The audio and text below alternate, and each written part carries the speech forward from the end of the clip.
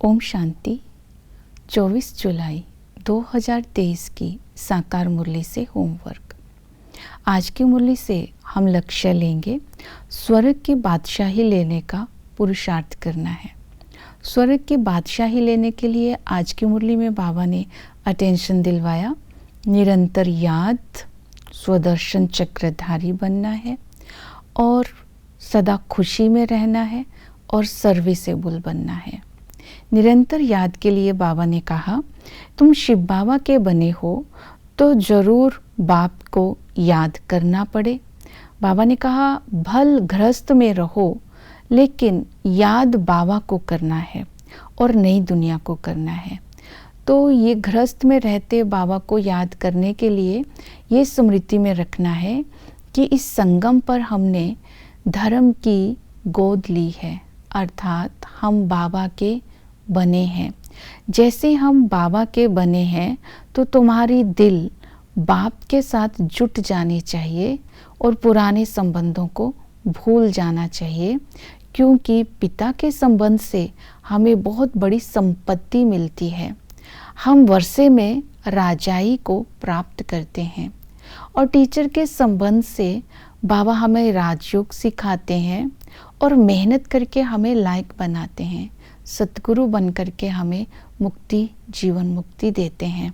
तो इसी तरह इतनी सारी प्राप्तियों को स्मृति में रखेंगे तो बाबा की निरंतर याद रहेगी। दूसरी विधि बताई, कर्म योगी बनो।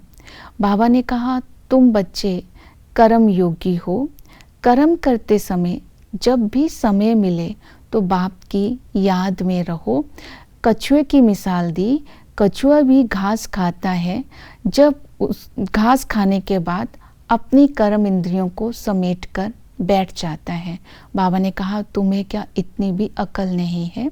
बीच बीच में कर्म करते समय कर्म से अपने आप को न्यारे होकर के कर बाप की याद में बैठ जाना है।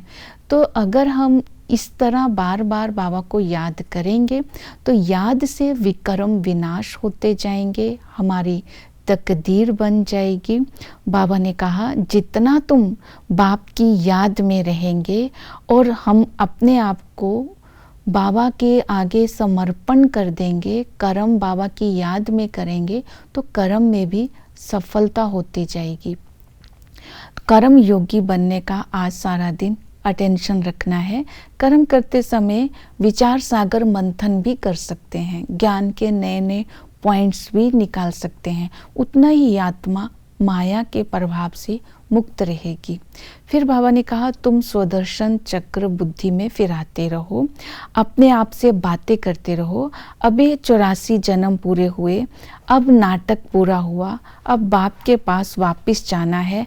आधा कल्प सुख धाम, आधा कल्प दुख धाम होता है और इस संगम पर हम ब्रह्मा मुखवंशावली बनते हैं। प्रजापिता ब्रह्मा के द्वारा बाबा हमें अडॉप्ट करते हैं। ये ईश्वरीय फैमिली है।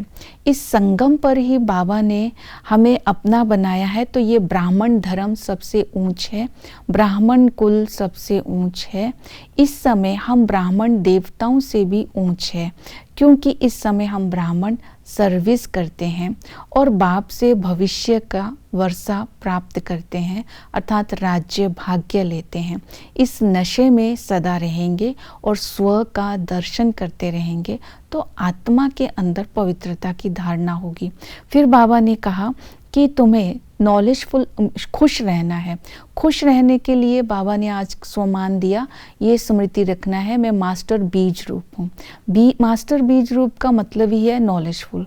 जितना हम नॉलेजफुल रहेंगे उतना ही हर परिस्थिति में, हर बात में हम खुश रहेंगे। तो बाबा ने कहा कि अगर तुम्हें कर्म भोग भी आता है, तुम नॉलेजफुल हो तो खुशी खुशी से चुकतू करते हो, क्योंकि तुम्हें जानकारी है, तुम्हें नॉलेज है कि अभी ये अंतिम जन्म है, अभी ये पुरानी जुत्ती है। ये कर्म भोग को हम जब चुकतू कर लेंगे तो भविष्य में हम सतयुग में जाएंगे। हमारा जो स्वर्ग की हमें बादशाही मिलेगी, हमारा सुख, जो भविष्य की कमाई है वो बहुत भारी कमाई है, बड़ी कमाई है। तो इसी तरह खुशी का पारा चढ़ा रहेगा। जब ये स्मृति में लाएंगे कि इस समय ज्ञान के सागर से, बाबा से हम ज्ञान का खजाना, ज्ञान का भंडार हमें मिलता है, तो भी खुशी रहेगी। और खुश रहने के लिए बाबा ने कहा बार बार ये स्मृति में लाना है कि बाबा आया है हमें स्वर्ग का मालिक बनाने, तो भविष्य की राजाई और बहुत बड़ी संपत्ति हमें मिलेगी, तो खुशी का पारा चढ़ा रहेगा। इस तरह बाबा भिन्न भिन्न प्रकार की जो समझानियाँ देते हैं उनको भी जब हम स्मृति में लाएंगे तो भी खुशी का पारा चढ़ा रहेगा, क्योंकि संगम पर हमें बीज और झाड़ का ज्ञान बाबा ने दे दिया है। जो बीज है वो बाबा है, जिससे हमें सर्व प्राप्तियाँ होती है। झाड़ का मतलब है हमारे 84 जन्म, इसके हमें स्मृति आई कैसे जो बाबा नई सृष्टि की स्थापना करते हैं और कैसे ये दुनिया में स्वर्ग लाते हैं। तो इस समय हम ही जो 84 जन्म लेते हैं वो ही भविष्य में देवता बनते हैं।